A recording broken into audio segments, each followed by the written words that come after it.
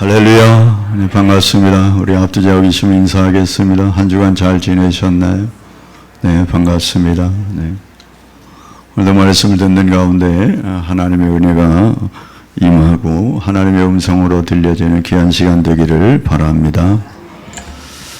우리가 오늘은 시편 126편을 살폈는데 제일 꼭대기에 보면 성전에 올라가는 노래 그렇게 쓰여 있습니다. 이스라엘 백성들이 성전을 재건하고 회복한 뒤에 성전에 올라가면서 이런 시를 찬양하면서 올라갔는데 120편부터 15편이 성전에 올라가는 노래 그렇게 되어 있습니다. 성전에 올라가는 노래 126편을 보면 아주 기쁨과 환희에 처져 있습니다. 그런데 누가 지었는지는 지은이가 기록되어 있지 않습니다. 학자들이 추측하기는 아마도 이스라엘 백성들이 포로에서 귀환해서 지도자였던 에스라나 느헤미야를 중심으로 지도자들에 의해서 쓰여진 시편이겠다. 그렇게 가능성을 추측할 따름이지 누가 지었다는 이름은 없습니다. 우리가 읽은 말씀을 크게 두 부분을 나눌 수 있는데 1절부터 3절까지는 포로에서 귀한 당시 그 상황들을 회상하면서 아주 벅찬 감격으로 노래하고 있습니다. 그리고 4절부터 6절까지는 아직도 완성되지 아니하는 포로들의 귀환을 기도하는데 그 기도가 그저 막연한 기도가 아니라 확신에 찬 기도, 우리들을 포로에서 건져주신 그 하나님이 반드시 우리 모두를 완전하게 회복시켜 주실 것이라는 그런 확신에 찬 그런 기도로 올려드리고 있습니다. 그래서 우리가 읽은 말씀 중에 보니까 큰 일을 행하셨다, 큰 일을 행하셨다 두 번이나 반복하고 있는데 이 말씀을 제가 제목으로 삼았습니다. 그래서 본문을 통해서 큰 일을 이루어 주신 하나님, 이스라엘 백성들에게 이 큰 일을 이루어 주신 하나님, 그 이스라엘 백성들에게 큰 일을 이루었는데 우리와는 무슨 관계가 있어 이 말씀을 기록해 놓고 큰 일을 행하셨다 하실까? 저와 여러분에게도 의미 있는 말씀이기 때문에 기록해 놓은 줄로 믿습니다. 본문 말씀을 통해서 우리가 은혜 받고 아무런 감사하면서 즐겁게 주님의 일을 잘 감당했으면 좋겠습니다. 세 가지 말씀을 드리려고 합니다. 첫 번째로는 큰 일을 이루어 주신 하나님, 그 제목으로 말씀을 드리고, 두 번째는 이스라엘을 완전하게 회복하실 하나님, 마지막에는 반드시 열매를 거두어 주실 하나님, 그런 제목으로 말씀을 드리려고 합니다. 먼저 우리가 살폈던 1절 말씀을 읽어보겠습니다. 여호와께서 시온의 포로를 돌려보내실 때에 우리는 꿈꾸는 것 같았도다. 아멘. 시온의 포로를 돌려보낸다. 그 말은 이스라엘 백성들이 포로로 잡혀 있다가 이렇게 돌려보내셨다. 누가요? 여호와께서. 자신들 스스로 돌아온 게 아니라 돌려보내셨다고 말씀합니다. 여호와께서. 우리가 이스라엘 역사를 조금 더듬어 보면 이스라엘 백성들이 다윗을 중심으로 통일 왕국을 이루고 그렇게 통일은 아니지 원래 하나의 나라를 이루어 살았지 않습니까? 그러다가 솔로몬이 하나님 앞에 우상 숭배하고 범죄함으로 하나님께서 그 나라를 갈라놓으시겠다 말씀하셨습니다. 그럼에도 불구하고 그들은 회개하지 않았죠. 마침내 솔로몬의 아들 르호보암 때에 나라가 둘로 나뉘어졌습니다. 위에는 북쪽 이스라엘 여로보암이 다스리게 되었고 남쪽 유다와 베냐민 두 지파는 솔로몬의 아들 르호보암이 다스렸습니다. 그럼에도 불구하고 그들은 하나님께 돌아서지 아니하므로 하나님이 선지자들을 보내고 계속해서 깨우쳤지만 그들은 끝내 하나님을 배반했죠. 그 하나님의 예언의 말씀대로 북쪽 이스라엘은 BC 722년에 아수르에게 멸망당합니다. 그리고 아수르가 이 혼혈 민족으로 만들기 위해서 이스라엘 백성들을 잡아다가 포로로 다 흩어버리고, 그리고 북쪽 이스라엘의 수도 사마리아에 이방 민족들을 쏟아 부었습니다. 그래가지고 이제 단일 민족이라고 하는 자체를 섞어버렸습니다. 그것이 계속 예수님 당시에도 내려와서 유대 백성들은 사마리아를 통과하지 않았습니다. 이방 개와 같은 사람들이 사는 동네다 그래가지고 돌아다녔다고 우리 잘 알고 있죠. 그럼 남쪽 유다는 어땠는가? 북쪽 이스라엘이 그렇게 멸망한 거 보면 깨달았어야 하는데 유다 백성들도 그렇지 못했습니다. 그들도 하나님의 메시지를 수도 없이 받았지만 돌아서지 않아 마침내 BC 586년에 바벨론에 의해서 멸망당하게 되죠. 이스라엘의 왕까지 두 눈이 뽑혀가지고, 그리고 포승줄에 묶여 쇠사슬에 묶여서 전부 짐승같이 끌려갔습니다. 바벨론에 끌려가 소망이 없는 나날을 지내고 있었죠. 여러분, 그런데 이 바벨론이 기가 막힌 일을 만납니다. 한 50년 지나가지고 이 아주 철옹성과 같은 바벨론이 페르시아에게 망합니다. BC 536년도에 페르시아에게 망해요. 그건 상상할 수 없었던 일이거든요. 그 페르시아의 고레스 왕이 들어서서 자기가 그 바벨론을 정복한 다음 해 BC 537년을 포로 귀환을 선포하는 그런 날로 정합니다. 그래가지고 이스라엘 백성들이 생각지도 않은 그 포로 해방을 맞이하는 거예요.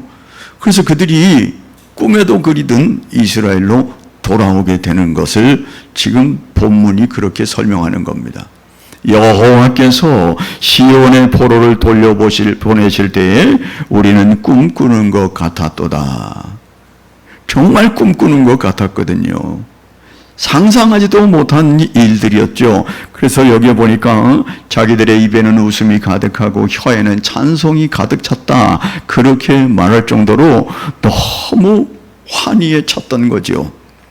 이 고레스가 1차, 2차, 3차에 걸쳐서 이스라엘 백성들을 본국으로 돌아가도록 내가 전부 그들을 자유하게 했다고 해서 포로로 보낼 뿐만 아니라 그들이 성전을 재건할 수 있도록 모든 재료까지 다 공급해가지고 보내는 상상할 수 없는 일을 하는 거죠. 누가요?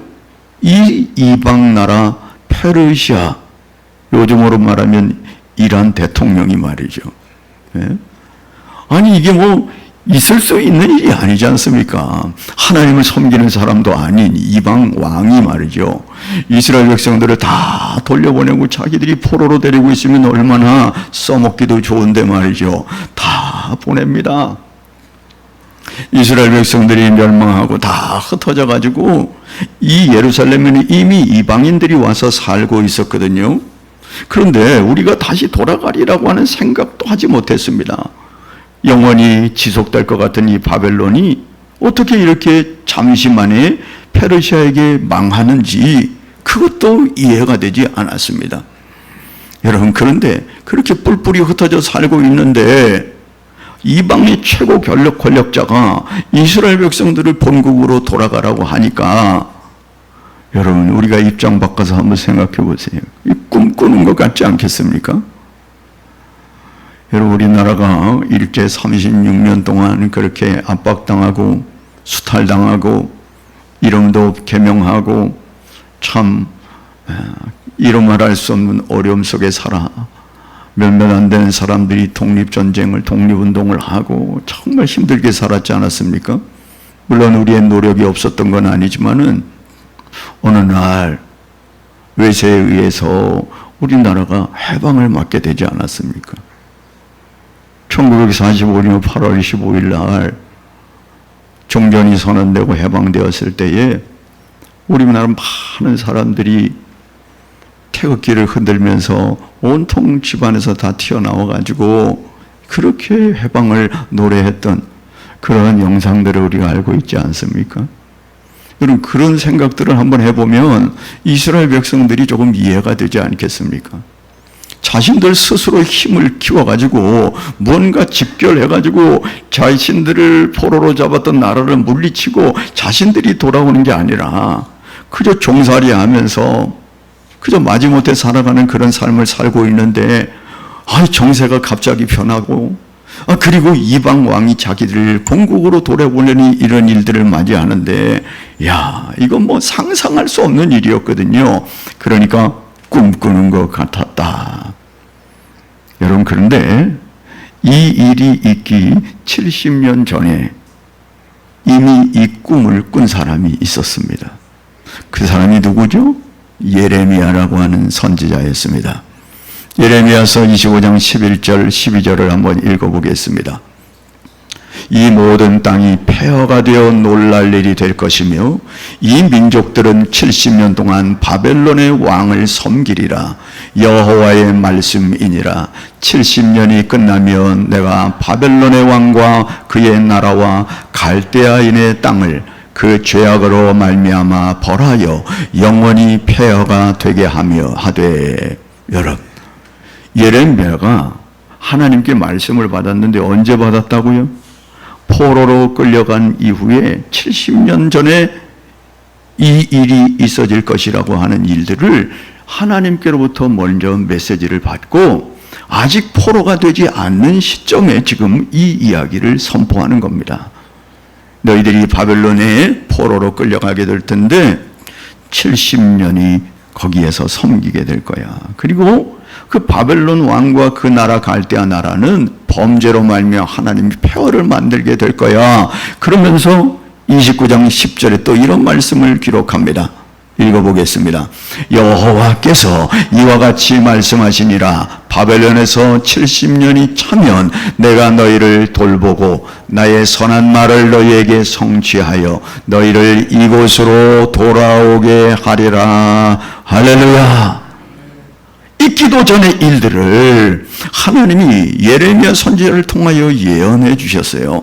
70년이 차면 너희들 반드시 이 땅으로 돌아오게 할 거야. 이 말씀 그대로 70년이 차고 나니까 이들이 지금 돌아오는 거예요. 하나님의 약속의 말씀을 기억하는 사람은 몇몇 되지 않았을 거예요. 70년 동안 살다 보니까 1세대들은 죽고 1.5세대나 2세대들이 살아가고 있는 그런 시점에서 생각지도 못하는 이런 해방을 맞이할 때에 예레미야가 이미 예언했다고 하는 이 사실을 그들은 놓치고 있었는지 모르겠습니다. 여러분, 예레미야는 이 사실을 내다보면서 너희들이 바벨론 땅에 살 때 이렇게 살아야 된다고까지 얘기했습니다. 예레미야 29장 5절 6절입니다. 너희는 집을 짓고 거기에 살며 텃밭을 만들고 그 열매를 먹으며 아내를 맞이하여 자녀를 낳으며 너희의 아들이 아내를 맞이하여 하며 너희 딸이 남편을 맞아 그들로 자녀를 낳게 하고 너희가 거기에서 번성하고 줄어들지 아니하게 하라. 아멘. 이스라엘 백성들이 포로로 끌려가 살 때 낙담하고 절망하고 자포자기하고 살지 말아라. 이건 하나님이 너희들을 징계하고 너희들을 깨닫게 하려고 하는 하나님의 방법이니까 그곳에서도 결혼하고 집을 짓고 밭을 일구고 거기에서 잘 살아야 된다. 그리고 거기에서 번성해야 된다. 왜? 다시 돌아올 거니까. 다 지리멸멸돼서 하나도 없어지면 안 된다. 이스라엘 백성들이 다시 하나가 되어서 돌아와 하나님이 원대한 계획들을 이루어야 하기 때문에 너희는 그곳에 살아도 거기에서 번성하도록 시집장가 가가지고 아이들을 낳고 잘 살고 있어야 한다. 이런 이야기를 한 거죠. 여러분, 예레미야가 이 말씀을 받았는데 듣는다고 해서 이런 확신에 찬 예언을 할 수는 없었을 거예요. 믿음을 가지고 하나님이 주신 말씀이니까 아멘하고 이렇게 되리라고 하는 확신을 가지고 그렇게 말씀을 선포한 거죠. 사람은 죽고 또 태어나도 아무도 기억 못해도 하나님은 기억하고 계시지 않습니까? 우리가 아는 대로 아브라함에게 하나님께서 내가 이방의 객이 되어서 4대 만에 다시 이 땅으로 돌아오겠다 말씀하셨어요. 4대 만이 430년이 걸렸습니다. 그럼에도 불구하고 하나님은 그 약속을 기억하사 이스라엘 백성들을 모세를 중심으로 해서 이스라엘로 애굽에서 건져내지 않습니까? 그게 출애굽기 아닙니까? 여러분, 노아라고 하는 사람은 우리가 잘 알지 않습니까? 노아가 당시에 생각하는 것들이 전부 다 죄덩어리고 다 그렇게 죄가 충만한 시대에도 하나님이 보실 때 노아는 하나님의 은혜를 받아 당세의 완전한 자다, 그런 평가를 받았습니다. 하나님이 그에게 나타나셔서 방주를 지으라고 합니다. 얼마 동안이요? 120년 동안이나. 그때는 장구한 세월들을 살았으니까 말이죠. 120년이 짧을 것 같지만 긴 세월입니다. 120년 동안 방주를 지으라고요. 그것도 어디에다가요? 산에다 지으라고요. 이해가 됩니까? 예? 아이고, 내가 잘못 들었겠다 싶어가지고, 아니, 세상 사람들이 손가락질을 하는 그거 부끄러워서도 못할 것 같은데, 믿음을 가지고 120년 동안 하나님의 말씀에 순종했더니, 끝나고 나니 말씀 그대로 홍수가 일어났습니다. 여러분, 우리가 잘 아는 아브라함도 그랬습니다. 자식 하나 없는데 하나님이 나타나셔서 바다의 모래알같이 하늘의 별과 같이 내 자식을 많게 해주겠다 말씀했더니 믿었다고 합니다. 그리고 나서 그가 25년이 지난 100세에 아들을 낳지 않습니까? 하나님의 말씀은 아멘 하면 이루어지게 되는 줄로 믿습니다. 요셉이 그랬습니다. 요셉이 아무 잘못도 없는데 형들에게 미움받아가지고 노예로 팔려가고 감옥에 갇히고 우여곡절을 많이 겪었잖아요. 그런데 요셉이 꼭 잡고 있었던 것이 있었습니다. 그게 뭐죠? 하나님이 주신 꿈이었습니다.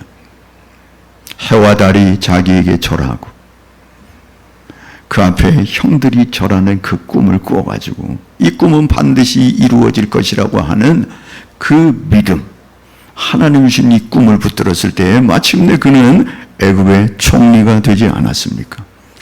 여러분, 하나님의 말씀은 반드시 이루어진다고 하는 사실을 우리에게 보여주시는 거지요. 여호와께서 시온의 포로를 돌려보내실 때에 우리는 꿈꾸는 것 같았도다. 그러면서 2절을 이렇게 말합니다. 읽어보겠습니다. 그때에 우리 입에 웃음이 가득하고 우리 혀에는 찬양이 찼었도다. 아멘. 아니, 그럴 수밖에요. 상황을 제가 설명드렸지만 그들의 입에는 웃음이 가득했어요. 서로 기가 막혀가지고 어찌 이런 일이 있을 수 있을까 하면서, 그리고 이야기하지 않아도 혀에는 찬양이 가득 찼었다. 이 말씀이 이사야서에 말씀하시는 그 내용이에요. 내가 너를 지었는데 너는 나의 찬양을 하기 위해서 내가 너를 지었다 말씀했지 않습니까? 그게 바로 이런 내용들이에요. 찬양하지 않고는 견딜 수 없도록 내가 해주겠다. 아니, 이거 찬양이 나올 수밖에 없지 않습니까? 그런데 이게 스스로에 이루어진 게 아니잖아요. 하나님에 의해서 이루어진 거 아니겠습니까? 그러니 이제 고생 끝났다. 얼마나 감사한지. 이제 자유롭게 살겠다. 찬양 끊어지지 않습니다. 여기에 용법은 계속해서 웃고 계속해서 찬양하는 것을 표현하는 그런 의미입니다. 여러분, 왜 그랬습니까? 하나님이 주신 이 기쁨과 영광 때문에 그래요. 그리고 2절 하반절에도 보겠습니다. 그때에 문나라 가운데서 말하기를 여호와께서 그들을 위하여 큰 일을 행하셨다 하였도다. 아멘. 우리가 직접 경험했기 때문에 감사하고 찬양하고 웃음이 떠나지 않는데, 그때에 문나라 가운데서도 말한다는 거예요. 문나라는 이방 나라들이, 주변에 있는 나라들이 여호와께서 그들을 위하여 큰 일을 행하셨다라고 그렇게 추켜 세우고 있다는 겁니다. 이방 나라도 도무지 이해할 수 없었던 거예요. 어떻게 포로로 잡아와가지고 마음껏 사용하지도 않고 그가 왕이 되자마자 다 저들을 본국으로 돌아보내는지, 이거는 하나님이 아니고서는 있을 수 없는 일이었다. 그래서 여호와께서 그들을 위하여 큰 일을 행하셨다라고 이방 나라들이 그렇게 얘기하고 있다는 거예요. 자기들도 너무너무 감사한데 이방 나라들도 여러분, 그래서 3절에 이렇게 말하는 거 아닙니까? 여호와께서 우리를 위하여 큰 일을 행하셨으니 우리는 기쁘도다. 할렐루야. 이방 나라들도 기가 막혀가지고 하나님이 큰 일 했다고 말하고, 자기들은 뭐 말할 것도 없죠. 큰 일을 행하셨다고요. 여러분, 이 큰 일이 뭘까요? 해방시켜줬는데 어떻게 해방시켜주셨나? 이사야 43장 3절 말씀입니다. 대저 나는 여호와 내 하나님이요 이스라엘의 거룩한 이요 내 구원자임이라. 내가 애굽을 너의 속량물로 구스와 스바를 너를 대신하여 주었노라. 아멘. 하나님께서 이사야 선지자도 포로 전 선지자 아닙니까? 포로도 되기 전에 너희들을 건져낼 건데 하나님께서 너의 구원자임을 밝혀주기 위해서 애굽을 너 대신 주었다. 구스와 스바를 너 대신 주고 너희들을 건져냈다. 그런 얘기예요. 예? 다른 나라들을 다 주고 이 권세 있는 자에게 이 나라 너희 갖고 그리고 이스라엘은 돌려보내 주어라. 그렇게 하나님이 하셨다는 거예요. 구스와 스바는 다 아프리카 나라들을 말해요. 애굽이 얼마나 광대한 땅입니까? 그런데 그 나라를 다 주고 이스라엘을 건져내실 것이라고 주었노라. 그렇게 설명하고 있습니다. 확정적으로 말씀하고 있습니다. 여러분, 그런데 도대체 이스라엘이 뭐기 때문에 그럴까요? 신기하지 않습니까? 다른 나라들을 다 주고 그럼 얼마 안 되는 이스라엘을 건져낸다고요. 왜 그런가? 신명기 7장 7절 말씀입니다. 여호와께서 너희를 기뻐하시고 너희를 택하심은 너희가 다른 민족보다 수요가 많기 때문이 아니니라. 너희는 오히려 모든 민족 중에 가장 적으니라. 아멘. 가장 적지만 하나님이 너희를 건져낸 이유가 뭐라고요? 기뻐하셨다고. 너희를 기뻐하시고 너희를 택하셨기 때문에. 하나님이 한번 택하신 민족은 버리지 않고 하나님이 자원적으로 기뻐하여 선택한 그 민족들을 끝까지 책임지시는 모습을 보여주고 있는 것이 이 말씀이에요. 여러분, 이 말씀이 도대체 우리와 무슨 관계가 있느냐 하는 거죠. 여러분, 이것은 이스라엘 백성들에게 이야기를 말하는 거지만, 그들의 사건을 이야기하는 것이지만, 이 말씀을 통하여 저와 여러분에게 하실 말씀이 있기에 이 말씀을 기록해 놓으셨다는 거예요. 그게 뭘까요? 여러분, 애굽이 큽니까? 구스가 큽니까? 스바가 큽니까? 여러분, 아무리 크다 할지라도, 아무리 귀하다 할지라도 온 우주보다 귀한 하나님의 아들 예수 그리스도보다 크겠습니까? 예? 하나님의 독생자 예수 그리스도보다 귀하겠습니까? 전혀 그렇지 않을 거예요. 그런데 그 하나님께서 저와 여러분을 위하여 그의 아들 예수 그리스도를 십자가에 달게 하시고 그의 피값으로 우리의 죄가를 대신 지불하시고 저와 여러분을 죄에서, 사망에서, 사단에서, 종되었던 자리에서 건져내 주셨다는 거예요. 이 말씀을 하시려고 이 말씀을 기록해 놓으신 줄로 믿습니다. 이 이야기는 이스라엘 이야기임과 동시에 너희들의 이야기야. 요한복음 3장 16절 말씀입니다. 하나님이 세상을 이처럼 사랑하사 독생자를 주셨으니 이는 그를 믿는 자마다 멸망하지 않고 영생을 얻게 하려 하심이라. 할렐루야. 이것 때문에 저와 여러분을, 여러분 로마서 5장 8절 말씀도 봅니다. 우리가 아직 죄인 되었을 때 그리스도께서 우리를 위하여 죽으심으로 하나님께서 우리에 대한 자기의 사랑을 확증하셨느니라. 애굽이 거대했습니다. 구스와 스바가 거대했지만 하나님이 기뻐하시고 택하신 이스라엘 백성들을 건져내기 위하여 그들을 속량물로 주셨다고 말씀하면서 저와 여러분을 건지시기 위하여 하나밖에 없는 독생자 예수 그리스도를 십자가에 달게 하셔서 피 흘림이 없으면 죄사함이 없기 때문에 그 피를 믿는 우리들에게 구원을 주시려고 이 놀라운 사건들을 만들어 놓으셨다는 거죠. 베드로전서 1장 18절 19절도 읽어보겠습니다. 너희가 알거니와 우리 조상들이 물려준 헛된 행실과 형실에서 대속함을 받은 것은 은이나 금같이 없어질 것으로 된 것이 아니요 오직 흠없고 점도 없는 어린 양 같은 그리스도의 보배로운 피로 된 것이니라. 할렐루야. 저와 여러분이 구원 얻은 것은 돈 때문이 아니라 돈 가지고 한 거 아니라는 거죠. 에? 흠없는 예수 그리스도의 보배로운 피로 우리를 건졌다고 말씀하는 거죠. 여러분, 다른 게 큰일이 아니야. 이것이 가장 큰일인 줄로 믿습니다. 이스라엘은 좋겠다. 이걸 읽으면서 어떻게 하나님께서 그들을 포로에서 돌려보냈을까 꿈꾸는 것 같았다네. 그들은 웃음이 가득하고 찬양이 가득했었다네. 얼마나 좋았을까가 아니라 도대체 저와 여러분이 무엇이간데 사랑하셔서 창세전에 예정하시고 때문에 부르시고 그리고 믿음을 주셔서 하나님을 믿게 하고 하나님의 자녀가 되게 하시는지, 하나님의 사랑이 얼마나 큰지, 죄에서 사망에서 사단에서 우리를 건져내신 그 하나님의 놀라우신 일, 이 일들은 이스라엘을 위한 일이 아니라 바로 저와 여러분을 위한 일이기 때문에 오늘도 이 말씀을 기억하면서 그분께 감사와 경배가 있게 되기를 바랍니다. 두 번째 우리에게 주시는 말씀은 4절 말씀 읽어보겠습니다.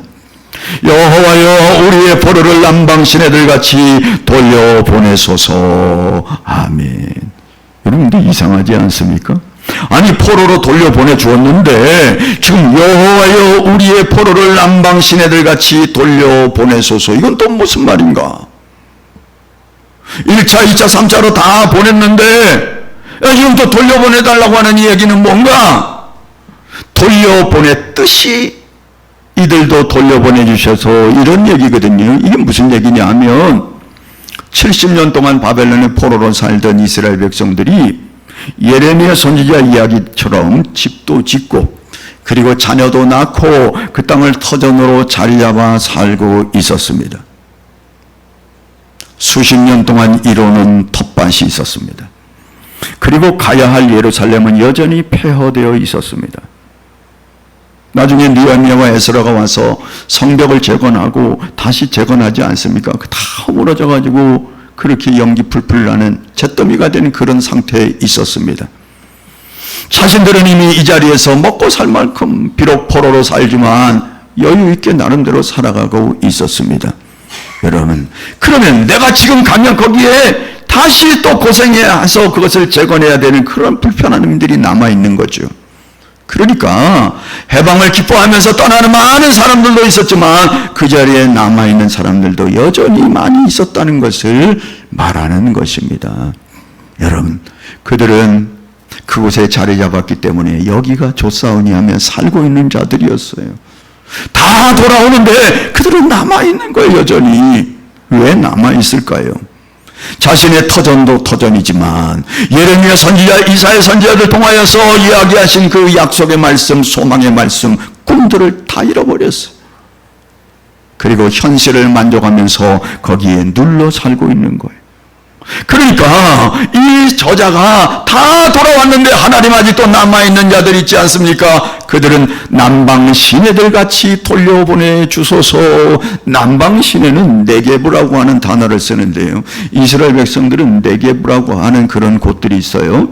하디라기도 하고 간헐천이 곳곳 있어요. 그래서 평소에는 비가 안 오다가 갑자기 비가 쏟아지면요, 막 시내를 이루어서 가는 그런 물줄기가 생겨요. 야, 요번에 장마는 기가 막히네. 쨍쨍했다가 막 확 쏟아졌다가 막 우산은 써도 소용없을 정도로 확 쏟아졌다가 또 말짱했다가 또 확 쏟아졌다가 이러네요. 그 동네가 그런 거예요. 그 동네가 쨍쨍하다가 갑자기 비가 쏟아지면요, 막 시내를 이루어서 지금도 가면 그 광야에는 시냇물이 흘러던 그런 자국들이 있어요. 그리고 멀쩡해요. 아무것도 없어요. 풀만 풀풀 날라요. 그러나 우기가 되면요, 이 겨울철에는 우기거든요. 우기가 되면 비가 쏟아져 가지고 막 시내를 이루는 거예요. 그러니까 남방 시내들 같이 돌려보내서, 그 말은 우리 동네에 있는 그 시냇물 같이 저 남아있는 모든 포로들이 확 돌아올 수 있게 해주세요. 그 기도를 하고 있는 겁니다. 신의 물질기처럼 확 돌아오면 얼마나 좋겠습니까? 근데 이것을 그냥 막연하게 하는 게 아니라고요. 우리를 이렇게 3차로 보내주신 그 하나님이 반드시 보내줄 것이라는 믿음을 가지고 기도하고 있다는 거예요. 여러분, 저와 여러분을 한번 생각해 봐야 하죠. 오늘날 우리가 살아가면서 우리의 소망은 뭡니까? 좀 더 넓은 평수입니까? 좀 더 좋은 차입니까?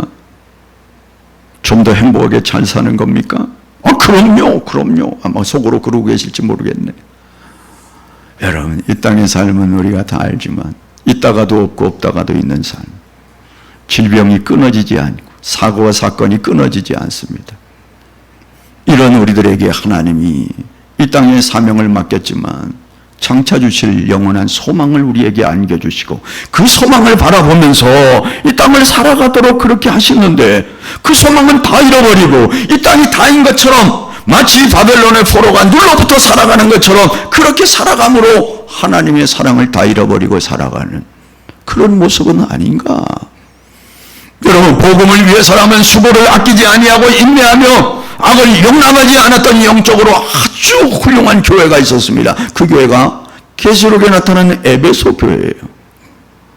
그 에베소 교회에 하나님이 뭐라고 지적하시냐? 첫사랑을 잃어버렸다. 그렇게 지적합니다. 여러분, 지금 터키에 가면 에베소 교회가 자리가 있어요. 그대로. 참 가보면 가슴 아프니 실망되고 가슴 아파요. 여기가 에베소 교회가 있었던 곳입니다. 우리에게 소개를 하는 그 가이드를 여러분 아주 웅장하게 옛 모습을 그대로 갖춰 있으면 얼마나 아니요. 이게 교회였었나? 돌 몇 개 있어요. 돌 몇 개. 돌 몇 개가 다라고요. 예? 여러분, 이 땅은 다 그런 겁니다. 그럼에도 불구하고 하늘나라의 꿈을 잊어버리고 비록 여기서 좀 힘들고 어렵고 좀 곤란을 경험하더라도 우리가 첫사랑을 잊어버리지 아니하고 다시금 주님을 바라보면서 일어서야 하는데 하나님이 맡겨준 사명의 자리에서 그 일들을 감당해야 되는데 엉뚱한 생각에 하나님의 일은 힘들고 고단하고 세상 일을 즐기고 먹고 마시는 일은 기쁘고 물론 그렇게 먹고 마시는 것도 중요하지만 놓치지 않아야 할 것이 있다는 거죠. 하나님이 은혜로 그렇게 구속해 주시고 하나님이 죄에서 사망에서 사단의 정에서 건져내셔서 하늘나라의 소망을 가지고 살도록 했는데 아니라고요. 여기가 좋다고. 여러분, 당장 오늘 저와 여러분을 부르신다면 여러분은 어떻게 하시겠습니까? 할렐루야 찬송하며 입에 찬양이 끊어지지 아니하고 입술에 기쁨이 넘쳐서 하나님을 만날 수 있겠습니까? 아니요, 아직은 좀 더 이 땅에 더 있고 싶습니다. 아직은 안 됩니다. 혹시 저와 여러분의 모습은 아닐까요? 여러분, 걱정하지 마시길 바랍니다. 하나님이 부르실 때에는 저와 여러분의 찬란한 영광을 앞두고 그곳으로 데려가시는 그 하나님. 그러므로 이 땅의 삶이 좀 피곤하고 힘든다 할지라도 신앙의 끈을 놓치지 않게 되길 바랍니다. 소망을 놓치지 않게 되기를 바랍니다. 여러분, 그 희망으로 살아가야 된다고 말하면서 하나님 반드시 완전한 회복을 주실 것이다. 그런 믿음을 가지고 기도합니다. 그러면서 우리가 마지막으로 살필 것은 5절, 6절 말씀인데 5절 말씀 읽어보겠습니다.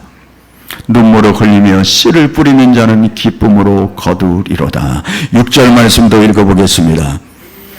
울며 씨를 뿌리러 나가는 자는 반드시 기쁨으로 그 곡식단을 가지고 돌아오리라. 거기 보니까 5절에 거두리로다, 6절에 돌아오리로다. 그리고 특별히 6절에는 반드시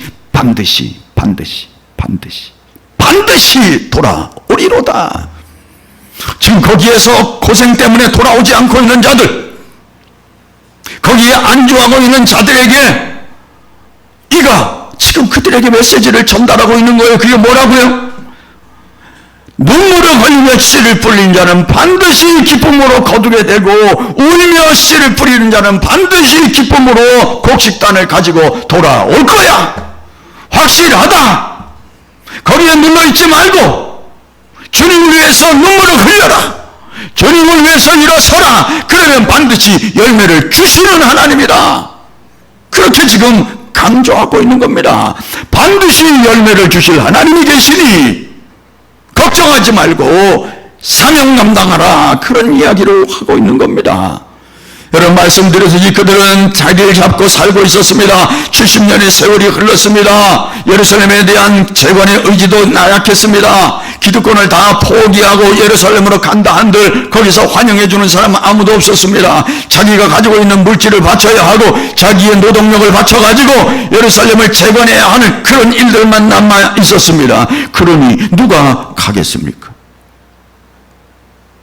그럼에도 불구하고 하나님이 소망을 붙들고 인내로 나와서 눈물을 뿌려 그곳에서 재건 역사를 하게 되면 하나님 반드시 완성시켜 줄 것이다.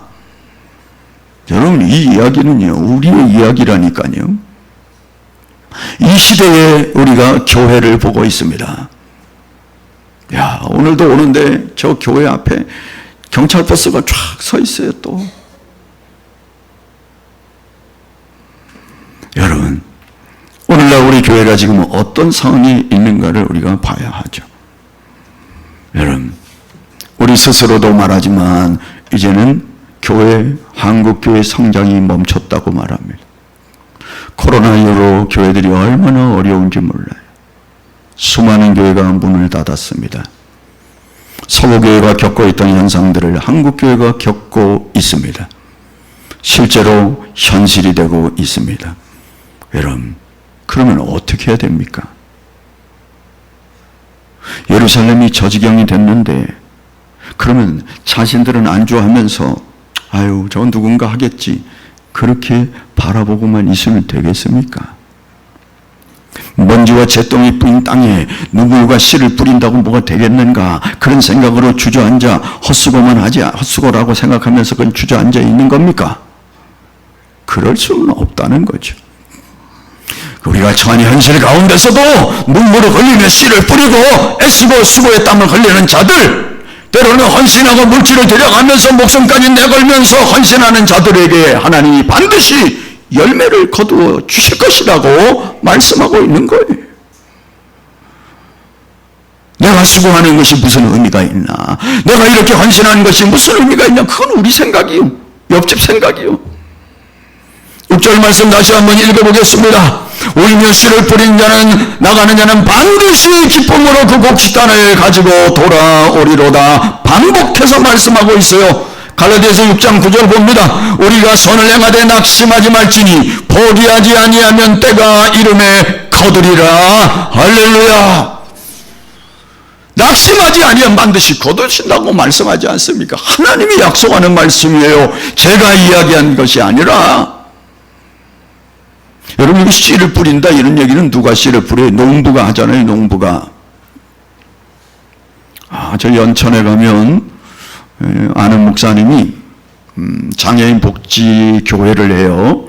교육 도봉동에서 하는데 이 복지를 어떻게 잘 끌어갈까 해가지고 농사를 짓기 시작했어요. 그래서 그 사람들을 데려다가 같이 농사도 하고 거두기도 하고, 그 연천에 가면 제가 가끔 한 번씩 가는데 블루베리도 많이 심고, 그리고 뭐 안 짓는 농사가 없어요. 야, 한번 고구마를 캐라고 그래가지고 캐서 가져가라는데 얼마나 힘들든지 삽이 안 들어가잖아요. 고구마는 이게 딱딱한 땅에서 이제 다 굳어가지고, 아이고 세상에. 그래가지고 저를 보고 그래요. 목사님, 은퇴하시고 농사는 못 지시겠네. 아이고, 삽질면 그 다음에 허리가 아파가지고 말이죠. 아무나 하는 게 아니죠. 여러분, 그런데 연초가 딱 됐는데 기상청에서 발표하기를 이번 여름에는 장마가 오래될 것이고 홍수가 오게 될 것이고 날씨가 안 좋을 게 될 것입니다. 그렇게 예보를 한다거나, 아니면 올해는 정말 가뭄이 너무 심해가지고 정말 어려우게 될 것입니다. 그런 예상을 기상예보를 발표했다 할 때 농부들이 어떻게 하겠습니까? 에이, 오늘 농사 끝났네. 그냥 낚시나 하러 다니고 그냥 뭐 다른 일이나 하자. 그럽디까? 농사 안 지어봐서 모른다고요? 아니에요.